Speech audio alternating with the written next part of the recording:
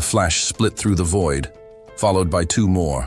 A lone figure tumbled in this endless space, light trailing behind him. This realm without end, teeming with celestial beasts and hidden horrors, was known as the Abyss. From behind surged a terrifying creature, a massive hydra-like entity with gaping jaws. The figure, still falling, collided directly with this monster, the infamous seven-headed fierce dragon, a being saturated with destructive power.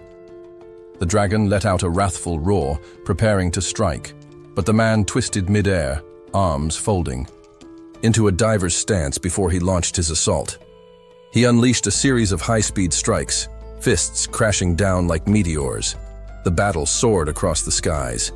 Just then, a new threat emerged. A colossal bear-shaped being known as Vulcan, devourer of worlds, drew near. The man raised his arms, ready for another clash. He faced both monsters, rulers of their domains in the abyss. As the sky trembled, another creature slipped into the fray. Spindly, skeletal limbs, dark as shadow. Org, an ancient predator. Threads of red magic tangled around Vulcan and Org, binding them. Though it was rare to see them together, a third presence invaded, a towering arachnid, monarch of the spatial cavern. It snapped its fangs, hissing. The man's eyes sparked with grim resolve. Lowering his hands, he thought to himself, it felt like centuries had passed. Gazing into the depths, he knew he had to fight them one by one. The bodies of the monsters lay behind him, felled. But the cost had been time, too much of it. He turned his attention toward a distant glimmer. A system message appeared. He had attained a recognition, a grand one. He was now acknowledged as the invincible training master. The world itself pulsed in response. His form had become more distinct, more real. He lifted his gaze toward the heavens as the system confirmed it. He now surpassed even constellations. One day, Earth was pierced by a portal from the abyss. Myths were no longer fiction. Celestial entities, winged, radiant beings known as constellations, emerged. These entities, treated as gods, granted blessings and sought followers. The more worshippers they had, the stronger they became. Their glowing eyes were signs of swelling power.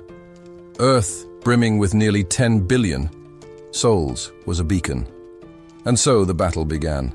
Many constellations came bearing gifts. Others brought war. Then came one more, a constellation, once a man, whose power rivaled the heavens. He drew breath, steadying himself. His name was Kai. He narrowed his eyes in focus. With a calm hand, he picked up a frying pan and dropped in a thick slab of meat. A man such as this bore the weighty title of Invincible Training Master. As the pan sizzled, a curious voice asked what kind of cookware he used. Kai smiled and replied, "It was forged from adamantine." The goblin nearby gawked in disbelief. Could such a pan truly cook the flesh of a planet-eating bear? Even constellations hesitated at that thought. The goblin squinted, pointing at the shimmering oil coating the meat. What was this ingredient? He was no mere goblin, but Max, Archmage of Ephesus, king of goblins and devout follower of the Invincible, Master. Kai gently tapped the meat, recalling the milk once granted by a cow-like constellation. He had traded release for milk, all to satisfy his hunger. With a quiet sigh, he confessed, he had longed for real food back then. Max was stunned. He had traded blows with a celestial being just for ingredients. Kai chuckled at the memory. His true obsession wasn't battle, but cooking. That had been his only escape during eons trapped in the abyss. He drew out a gleaming blade, a rare orichalcum kitchen tool that kept ingredients pristine. He explained, this meat was too precious. It was his first real meal in over 300 years. He deserved a feast. Max trembled with realization. His master had fought a divine being not for conquest, but for culinary delight. Kai took a bite, savoring the perfect sear. Max stood frozen. Such generosity was unheard of among constellations. When Kai offered a piece, Max hesitated, overwhelmed, yet full of gratitude. The goblin took a forkful and placed it in his mouth. Instantly, radiant light burst from his eyes and lips. The system chimed in. He had consumed steak from a celestial beast. Flames flared in his palms. The system continued. Adamantines. Unique properties had preserved the umami within the meat, enhanced by magic. Waves of power surged from Max. The oil used, a gift from a mystical constellation, amplified the meat to a divine level. The spell circle beneath Max expanded, unlocking a fresh mana circuit. He nearly collapsed in delight, laughing like a madman. He named the dish the greatest he had ever tasted. Kai blinked, stepping away. He couldn't understand the goblin's kind. Their reactions always baffled him. He sat back, settling on a jagged rock, eyes drifting upward. The stars shone brightly overhead, he murmured. He missed Earth. Elsewhere on Earth, someone grunted beneath a barbell. The past, murky and distant, revealed a time long before Kai was revered.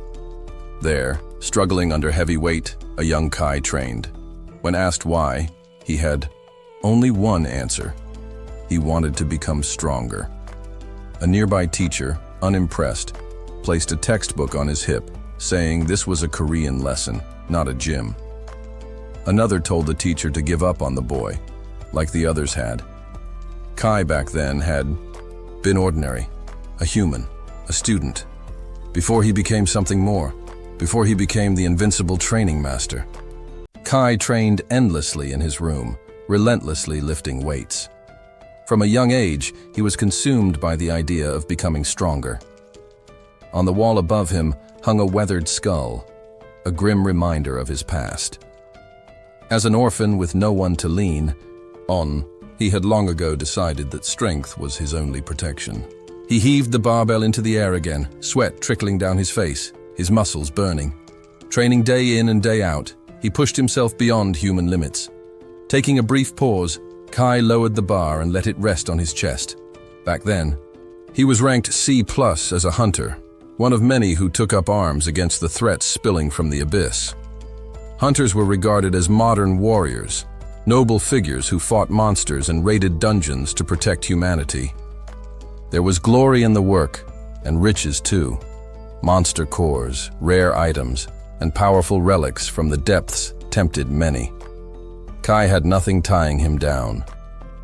With no family and no fears left to conquer, becoming a hunter had felt like the only choice. Sitting, nearby on a creaky chair, Bill observed the young man with concern. "Hey, maybe you should chill a bit," he said, watching Kai's drenched figure. He was breathing heavily, not from exhaustion, but from sheer intensity. Bill frowned. "You're really thinking of charging into a B-rank dungeon? We're barely surviving C ranks." Tilting his head, Bill continued, "Even the lower-tier dungeons are brutal. People die in there. And B ranks? They chew hunters. Up." His voice dropped. "Artifacts, martial arts, magic, it's all great. But none of it matters if your body breaks first. We're only human." Kai stared blankly at the floor, his silence weighty. Bill sighed, rubbing his face. "You can't just keep diving headfirst into hell. What's driving you? You don't care if you die? Don't you have a girlfriend? Or someone waiting?" Kai opened his inventory, then quietly said, "We broke up." Bill blinked, stunned. "Really? That's a shame. What happened?" Kai stretched his arms, trying to brush it off. "I told her I didn't have time for dates. I was focused on training. She told me to go date a monster instead. That was that," Bill groaned, dragging his hand down his face. "You're hopeless, man." Suddenly, the ground shook violently. A monstrous presence was approaching, one so massive it felt like the very air was cracking. The other hunters shouted warnings, but Kai remained calm, turning to face the beast. With a composed breath, he slipped into his stance and launched forward. His punch collided with the monster's chest, sending a shockwave outward as the fierce battle unfolded. Nearby hunters whispered among themselves. Martial artists like him, tough guys, yeah, good for tanking. But when it comes to real damage, mages win every time. Kai ducked, then landed a blow to the monster's jaw.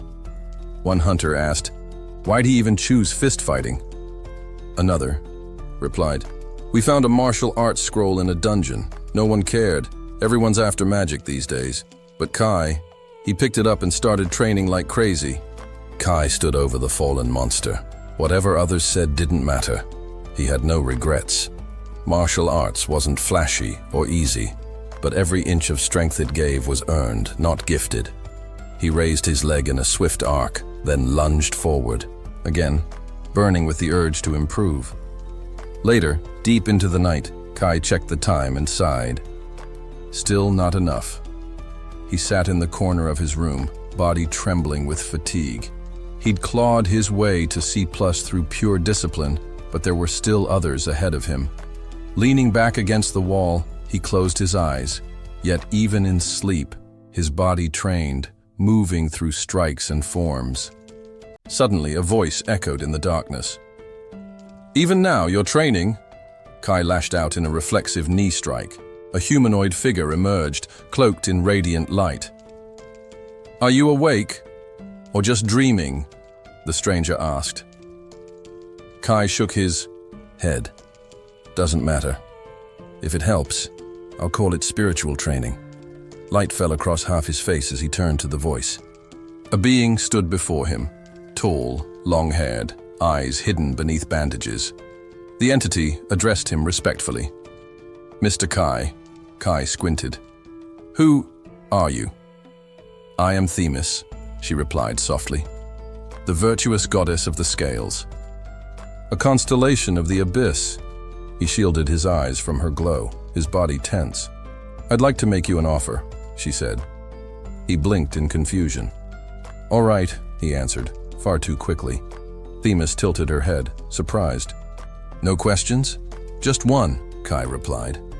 "Will I become stronger if I accept?"